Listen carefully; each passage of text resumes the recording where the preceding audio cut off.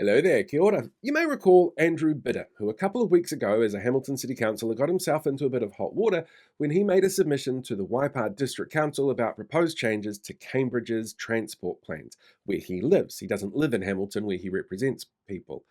His submission was very, very offensive, particularly to people in the disabled community, and it got a few people kind of worked up. Now, Andrew has a history of this kind of thing. He was actually on a couple of videos with Liz Gunn last year talking about how they're going to take over local governance and install people who are much more sympathetic to their particular way of seeing the world. He was also part of that sovereign citizen group, the Hamilton Residents and Ratepayers Association, who issued execution writs to other councillors while he sat in the audience and let them do that. So yes, stand up guy. Anyway, he's currently under investigation for code of conduct breaches, a lot of them being around that particular feedback that he gave to Waipa District Council. And Hamilton City Council's brought in an independent investigator to look into those. But Hamilton City Council Mayor and Waipa District Council Mayor Susan O'Regan and Paula Southgate, Paula for Hamilton, Susan for Waipa, have written to the Minister of Local Government and asked whether or not they could look into setting in an independent arbitration committee. And this is a really good idea because it means that you've got a consistent process in place for every council when there is a possible breach of their code of conduct.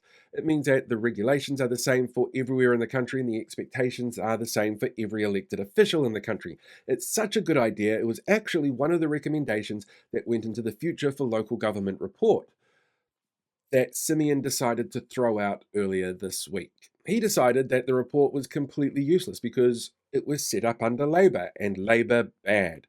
The report itself was actually set up because the Local Government Act is coming up 25 years old. It's no longer really fit for purpose. And some of the recommendations that they made included dropping the voting age on local councils to 16, ensuring that you've got an outside arbitration committee to deal with code of conduct complaints, restructuring councils so that they worked on a larger, more regional level that had better integration of things like Te Ao Māori and worked better with both iwi and kaupapa-based groups within various regions. It looked at different ways that they could include income and increase income and have consistent funding and help from local government and central government. It was huge.